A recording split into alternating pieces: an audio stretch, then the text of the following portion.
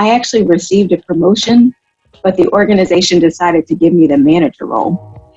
And in a moment where it should have been a celebratory moment, I was so angry and frustrated. I remember that time where I was in the conversation with my leader and I cried. And in that moment, I was thinking, oh my gosh, all this hard work, I've proven myself.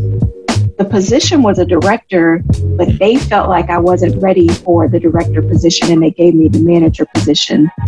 And it crushed me. It crushed my soul. My name is Fela Abioye, and this is How to Corporate, my digital show dedicated to helping you identify what's holding you back so you can advance your career. Are you ready for today's topic? Well, let's get started. What is imposter syndrome? I looked up the definition just to make sure that I got it right. So imposter syndrome is defined as the persistent inability to believe that one's success is deserved or has been legitimately achieved as a result of one's own effort or skills. Right. So let that seep in, let that simmer just a little bit. Here's also some common signs and questions I think to people to think about when you think about imposter syndrome. Mm-hmm. So do you think of yourself as getting lucky, or do you attribute your success to external factors, not giving yourself credit? Are you in fear that you won't live up to other people's expectation? Right? So, like imagine being recognized, being promoted, but constantly worrying whether you're enough. Right? Do you sabotage your own success? Do you live in self-doubt? Like imagine constantly questioning your performance or whether you've made the right decision. Like imagine going back and changing something that you've been working on 10 times over because you never feel like it's enough, right? So if any of this resonates with you, then you just might be dealing with imposter syndrome. So, and I think it's much more common issue than we realize, and it can affect really every aspect of your career and really honestly your personal life. So how other people perceive you doesn't really matter if you don't have a positive perception of yourself. So it doesn't mean you have all the answers or that you have it all together, but confidence. We all need confidence in ourselves. So instead of just reading and listening to these definitions and talking all this theory, I really want to get into it today. So my name is Fela Abioye, and my mission is to help you identify what's holding you back in your career and show you examples of how to overcome that so you can start winning. So I've got a very special guest today that we're going to help go into her story. She's going to share her personal story with this topic today, and I'm really super excited. So Qiara, maybe can we start off by just doing a high level introduction about yourself, your background, your current role for the folks listening? Yeah. Well, I have to start off with my school. I'm a proud graduate of the University of Houston, specifically from Bauer College of Business. Go Cougs. I do have an undergraduate degree in management and marketing, and I obtained my master's from Texas Women's University. I have a master's in business administration. I have about 20 years of experience in human resources, with experience across a few industries. So I have to tell you, the power of networking is enormous, and I wouldn't be where I am today without my strong network and my village that has supported me through this process. So I've served in many roles in human resources, from entry level all the way through where I am today as a senior vice president, chief human resources officer in the financial industry. So yeah, that's a little bit about me. Definitely a fulfilling journey. You mentioned a little bit earlier about bumping your head. I've bumped my head a couple times, but I wouldn't be here had I not, learned from the different lessons in my journey. That's awesome. That's awesome. So now, and I appreciate you sharing that, because it definitely takes a village, right? Having support is a big element to that. None of us get to where we want to be all on our own, right? And that's a big element, I think, ties into the topic today. So, big kudos to you for all your success and for you to get to where you are today. And I think this is awesome to get your perspective on how you've kind of arrived at that. So when you hear that term, imposter syndrome, what do you think of? When I think of imposter syndrome, it is oftentimes where I've looked in the mirror and I've said, Qiara, are you good enough? Are you ready for this next move? It has shown up in my life when I've compared myself to others. And then you start self-reflecting and kind of wondering, like, wow, am I where I need to be? Should I be doing more? Why am I not, at this next level? Then you start aging yourself. Okay, well, I'm in my 20s, I'm in my 30s, I'm approaching my 40s. Have I hit these milestones? And if not, why? I've learned to pull away from social media and from television quite a bit, because that's not a good litmus test. I don't think that anyone is actually lucky enough to not experience it. Folks may call it different. For sure. And I will tell you, as I mentioned a little bit earlier, being in my new role, which is an executive level role, which is new for me, it still shows up, because I have a responsibility where I'm leading an organization, and there's things that I've never really touched. I have to constantly, think through, why I've gotten here, how I've proven myself, and how to use that anxiety and that self-doubt to fuel myself to show my worth. So. Awesome. No, I think that's a very personal, perspective of it, but very relatable. All of us, we all feel pressure, and I think that's where a lot of it comes from, right? The imposter syndrome element is the pressure to live up to, the pressure of comparison, the pressure of social media, or to try to be good enough. And when a lot of it just at the end of the day comes down to our own self-confidence, our own self-belief. And it's kudos to you for recognizing when it's negatively having an impact in your life, right? Pulling back a little bit from social media, not trying to compare yourself so much to other people. But it's it continues to rear its ugly head, right? It always just keeps coming back. So as you think about your career, at what point do you think it still was like, man, it's at an all-time high right now? Where was it at its peak? Yeah, well, a couple things. I've learned that you've got to be mentally strong enough to move beyond these moments. And I think that's important to note. I think the other thing is there's a difference between having self-doubt and like feeling like a fraud. So I was reading this Harvard Business Review article, and it said that 70% of folks around us feel like a fraud. So it's one thing to feel like a fraud. It's another thing to be a fraud. So to your question, imposter syndrome typically shows up anytime that I'm moving out of my comfort zone. So it's, when I've tried to pursue a new position, whether it be a promotion, whether it's taking on a new project, it's truly when I've tried to stretch myself, getting out of my comfort zone. And because it's out of my comfort zone and I don't have all the knowledge, I don't necessarily know the path. It's not drawn out to me. It shows up and it creates kind of this anxiety for me where I feel like, am I supposed to be here? Am I the right person in the room? All these people around me know exactly what they need to do, and I don't have the right answer. Qiara, what are you doing?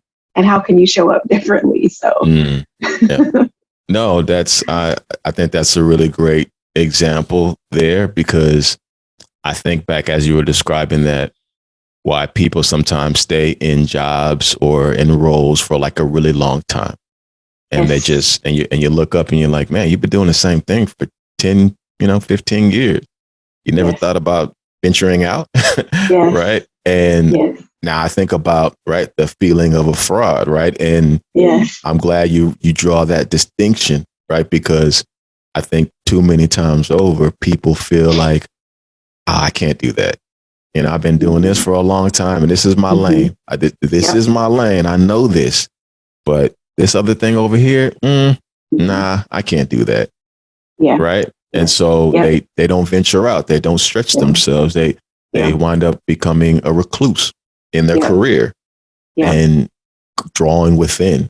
And I'm glad you kind of touched on that, because that's a big element, right? And it kind of gets into my next piece of my question.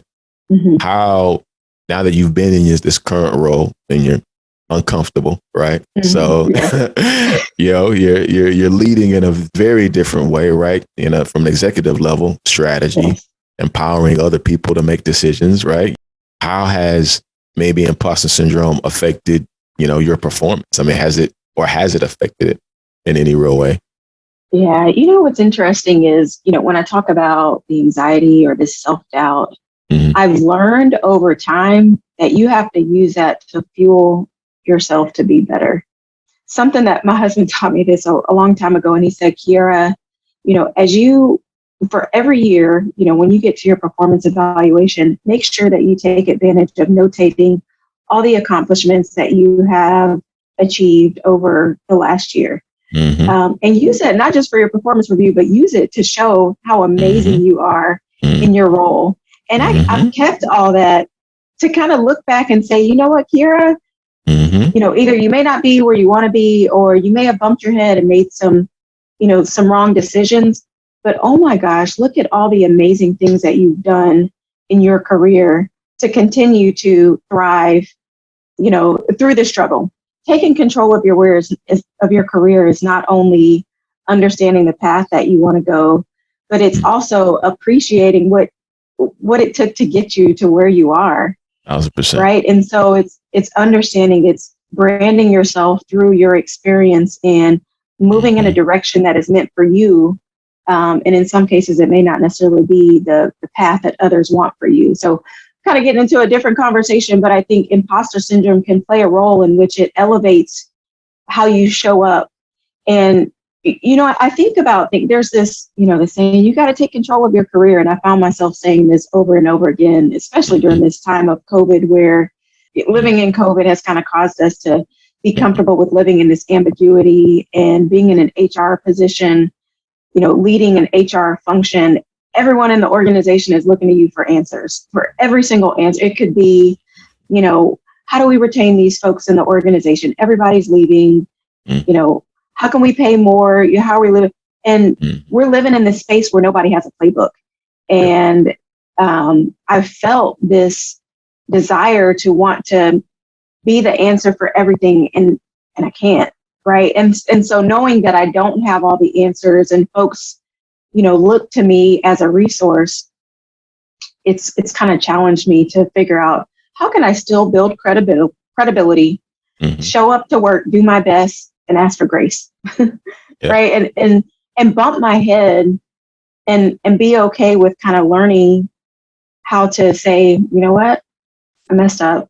I didn't, I made the wrong decision, but I'm still here and committed to one, being a good professional, being a leader in the industry, and also being a resource to those around me. Right. I think you hit on a ton of really, really great elements there that I don't want people to lose sight of. One was the grace piece, right? Allowing yourself grace to not have all the answers, to make mistakes, to not try to be perfect, because we're not perfect. And that's okay. That's okay. Right. That is okay. Right. So, and, writing down what you've accomplished. It's funny because when you walk through that story, I had to learn that lesson the hard way for myself. I was in a bad situation at work, and, my performance wasn't in a good space, and I couldn't understand why. I thought that I was performing. I thought I'd been doing so, but the end of the year came and it's time for me to have my performance review, and, and what I thought I had accomplished versus what my manager thought I was accomplished was just on two completely different pages. And I learned from that situation afterwards to say, every month I'm going to go in. I have literally a monthly reminder to go in and write down everything that I accomplished.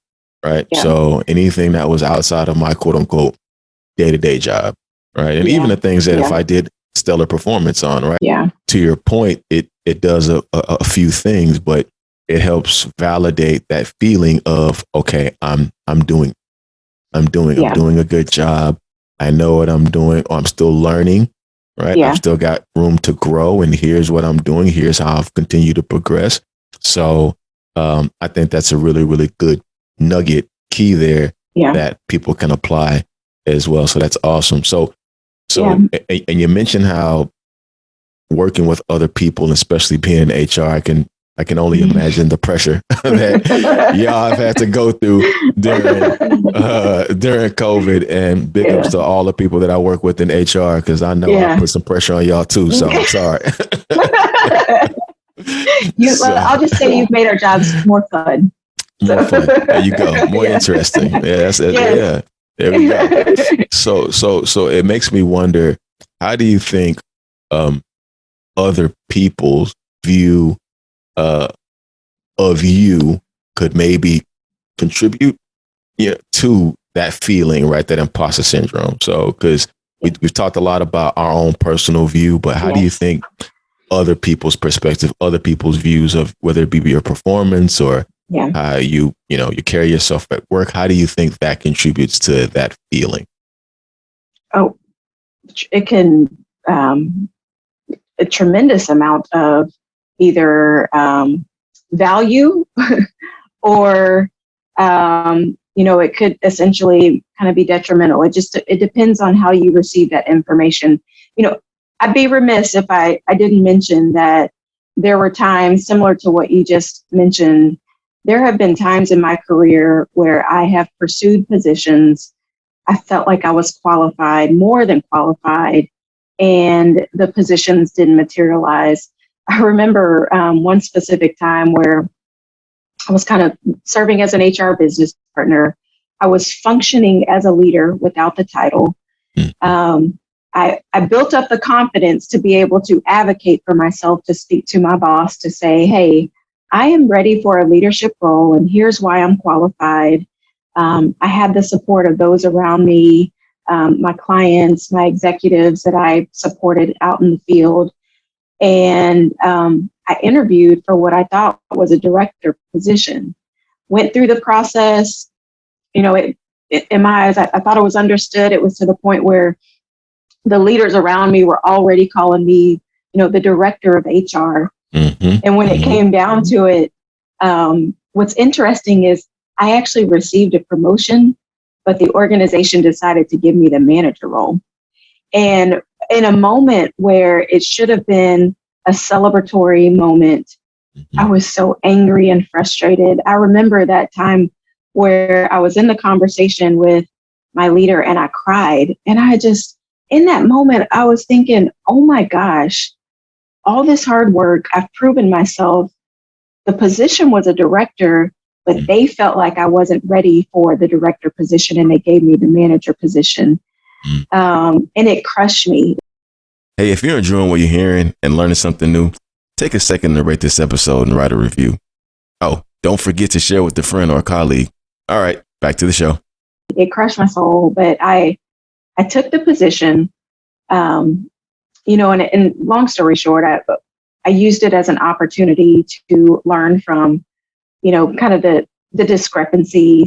So, I've been working in HR for a long time, and I often tell my friends and my coworkers, when I ask for feedback from peers or my leaders, I'm actually not looking for feedback to tell me what I do well. And it's not being egotistical. It's just, I've been in the industry long enough and I've been a professional where I know what I bring to the table, right? I actually want to know what's stopping me from taking me to that next level. So what derailers, what barriers, what blind spots do I have? Share those with me so that I can understand how to show up differently. And I found that to be a challenge, gathering that feedback. I only heard the great things. I exceeded every single year.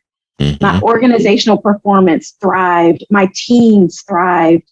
But I struggled trying to figure out, like, why wasn't I good enough for the next level role, whatever it was? And that happened to me a couple times. And, I thank God for those opportunities because I wouldn't be where I am today. Sure. Having said that, I learned that I could either use it to be in a dark place and allow someone to kind of keep me where they felt I needed to be, or I could leverage kind of back to that network and the social capital that I had internally within the organization and externally to continue to figure out, like, how can I use the skill set and the positive feedback that I'm getting and, bring that to either another organization or to a new role that may be a better fit for me. We all experience imposter syndrome in one way or another. In fact, I've had no less than a half a dozen lunches with girlfriends or folks that are in my circle, and it never fails. We talk about careers, and then there's always this kind of immediate connection where, like, oh my gosh, you experienced that as well?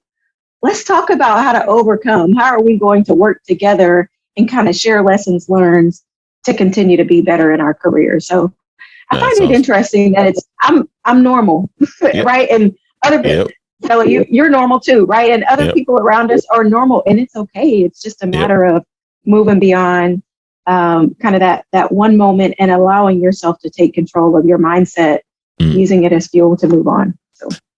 No, that's so awesome, and I thank you for sharing that piece, because those are the kind of experiences that, unfortunately, we all, sometimes go through, and where other people's perception of how we believe we've performed or what we believe we're ready for doesn't always line up. And that can fuel, right, that idea of, well, am I good enough? Or maybe I'm not ready. Or maybe I need to go back to school. Maybe I need to get a master's. Maybe I need to get a doctorate. Maybe I need to get the X certification. Certification, and it's just like, no, you pretty much have majority of these skill sets already, right? And so we constantly start questioning ourselves of, like, okay, well then why, right? And I think you hit on another key element of having people who give you authentic and credible feedback on what you feel like you need to work on or improve on is so key. And they don't have to necessarily be friends, but if they're colleagues, mentors, people's opinion that you respect and you believe will give you that authentic feedback of what to consider, what to think about, and how you can apply that to your own career, but also having the discernment to recognize that just because people give you feedback doesn't mean that you need to apply it to yourself 100% of the time. You have to decide and receive that information and decide, okay, what's for you and what's not for you. Because somebody may give you feedback about you and say, well, maybe you see that as not being positive or great, but I'm okay with this. It works. It works. This is fine for me. So, and it's a part of that confidence builder. So I think you hit on so many different elements, and I know I'm kind of jumping around a little bit, but I think it's so important to find ways to give feedback, find ways to get the confidence that you need in order to go after opportunities that that it's right for you and that you're ready for. So thanks so much. For sharing. If you don't mind, just a couple more things that I just want to add to that, and I think it's, there's times where the feedback was harsh, but it was real, right? It was, you know what, Qiara, you probably can be better at X, whatever X is.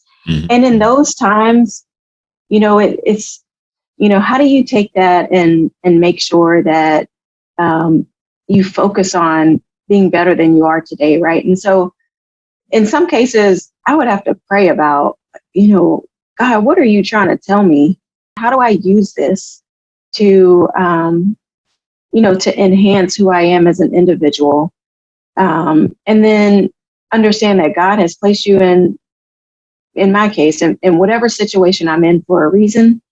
So how do I live in that moment take feedback in a way where it's going to continue to build me, and then remove self-doubt. And so, I think about, Qiara, first, what are you speaking negativity over yourself? Mm. If so, you need to stop. Stop having those negative thoughts. Like, remove that little devil that's talking on your shoulder and saying that you're not good enough. And then again, kind of think through how do you continue to uplift yourself. And it starts with yourself first. And I think that's the biggest thing.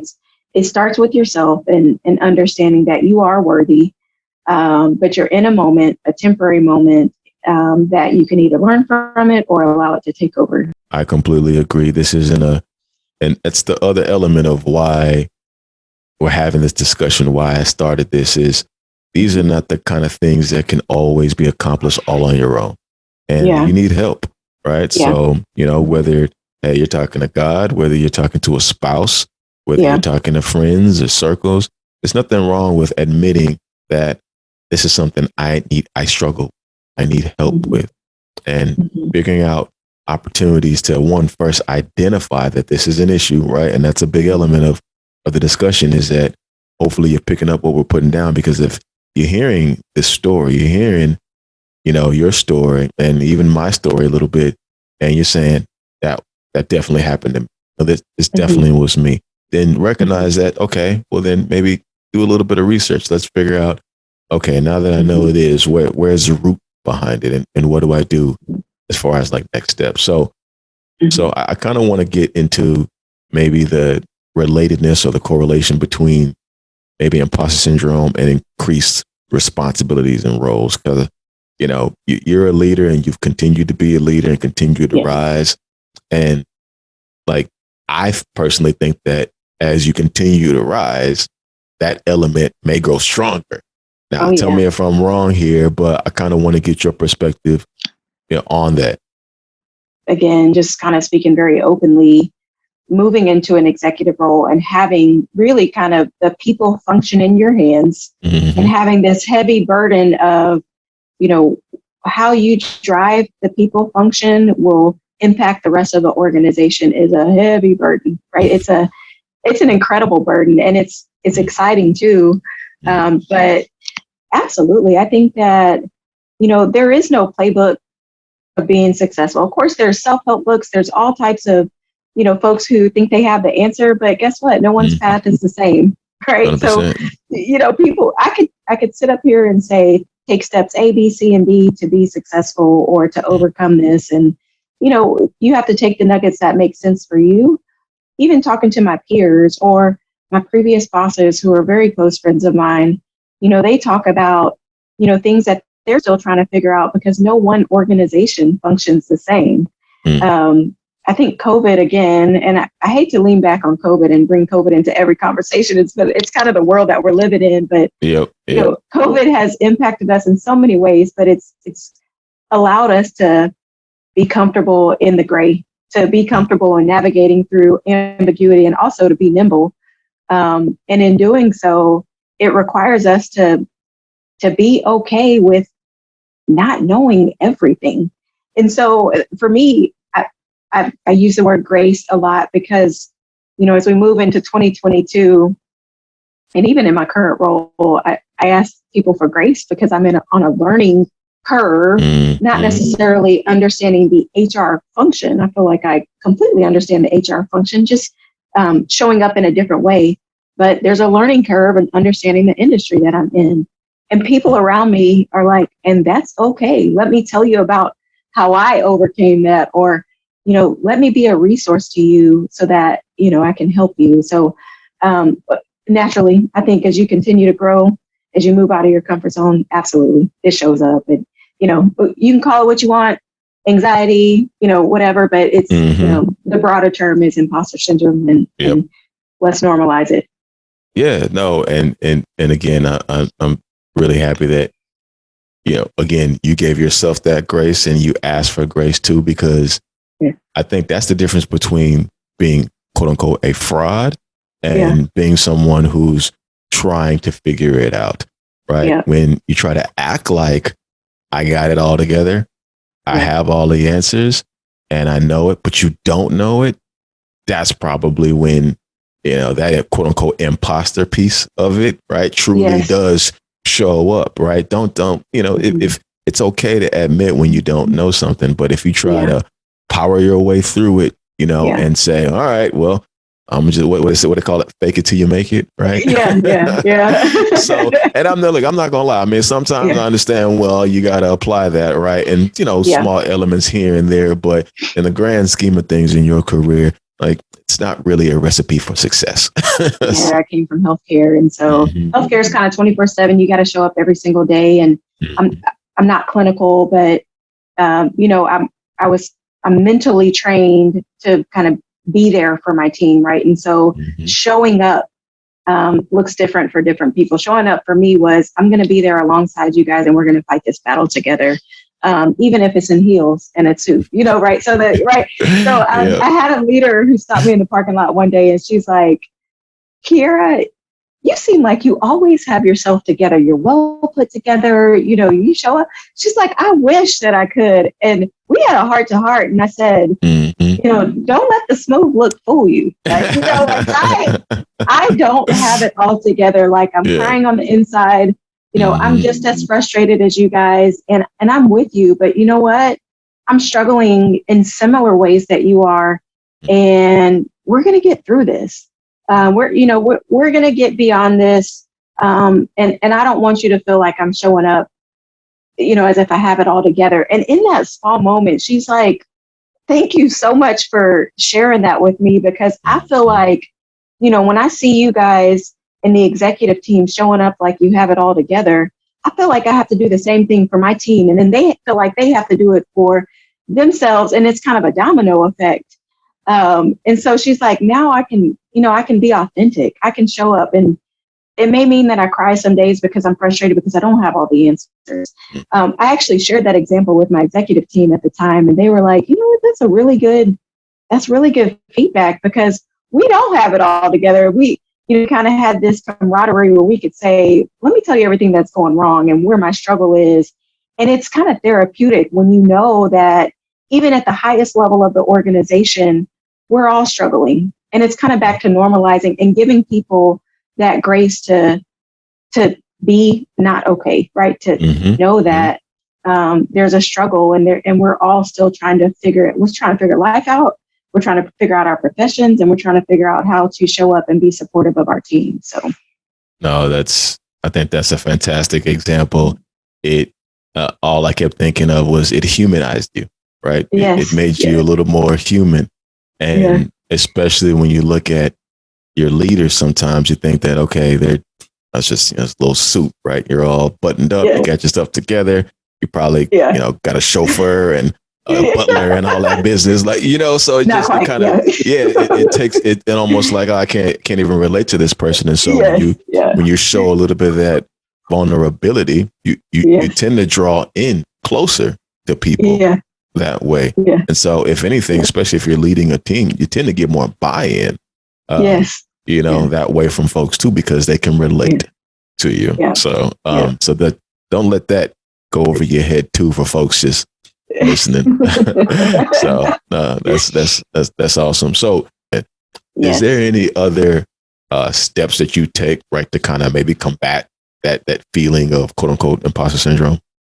Hey, if you're enjoying what you're hearing and learning something new, take a second to rate this episode and write a review.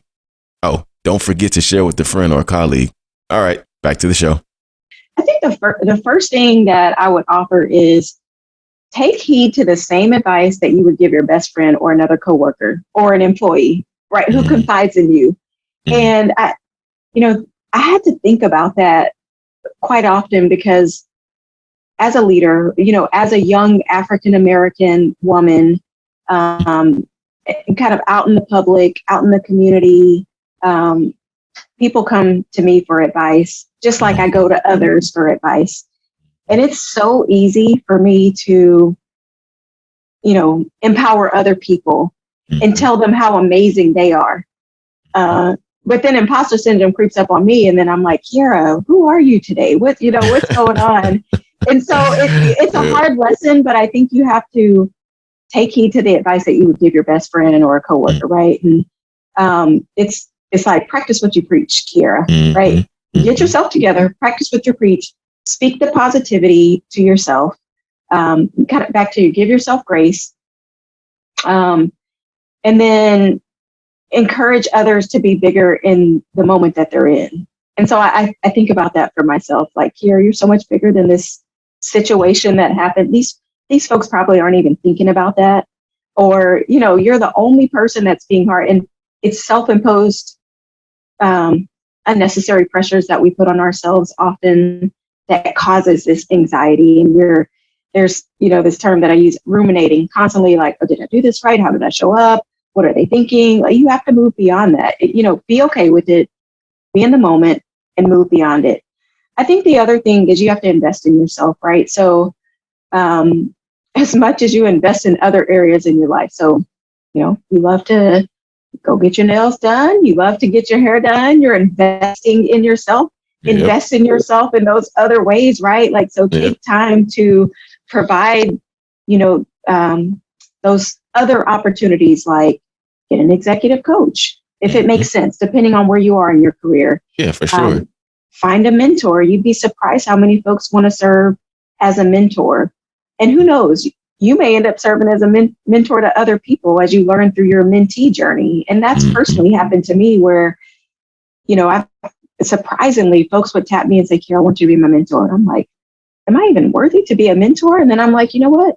There are lessons that I can teach other people through the journey that I've had so far.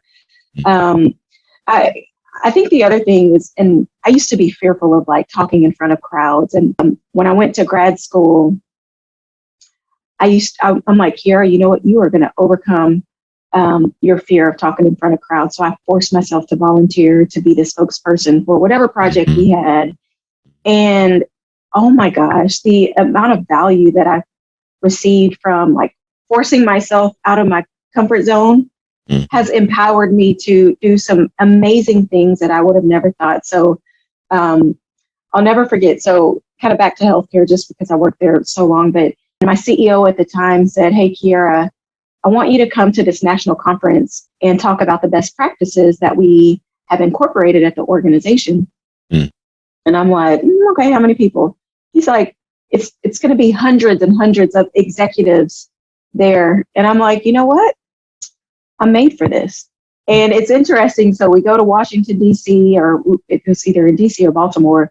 And I spoke in front of hundreds of leaders, and I shared best practices with the utmost level of confidence. And afterwards, folks came and said, you remind me of Michelle Obama.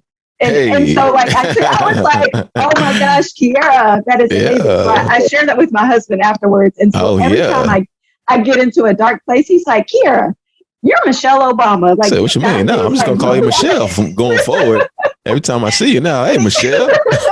So it's, it's those times where it's just kind of like invest in yourself. If you know there's a weakness, close the gap. Do what you can to continue to elevate yourself, be better than you are today, and pour into yourself. And you dropped a lot there, and I'm gonna have to come back, take some notes, and recap. But no. But that was honestly, that was fantastic, because I would say one of the key things I got from that is starting within. Yeah, I hope that everyone gets away from this is it starts within, and so learning to push yourself, live in that gray a little bit, and being what they say, being comfortable, being uncomfortable, and using the development aspect of it. Because, I think sometimes we lose sight, especially in our careers or at work. We think it's our manager or someone else's job to develop us or teach us X or teach us Y. It's like, no, it starts within yourself, and development is not always related to work. So, what you do externally can most definitely show up, at work, right? Personally as well. So that, I think that's a big element of it too. So, but no, you hit on so much, and I hope folks are really picking up what you're putting down there. So, as we kind of bring this a little bit to a close, does the feeling ever really go away? Do you ever really shake the feeling of quote unquote imposter syndrome?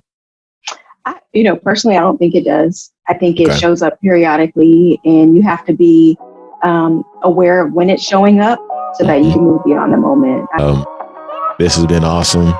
You've been fantastic. I've been really, really enjoying this conversation, and I've gotten a lot out of this. So, thank you so much. I definitely want to allow you an opportunity to share your contact information. So you can reach me on LinkedIn, Qiara Suggs. I think that's the best way. If I can be a blessing to others, then I fulfill my purpose. So thank you so much. Don't forget to like and subscribe. For more content, click the link in my bio to follow How to Corporate on all social media platforms.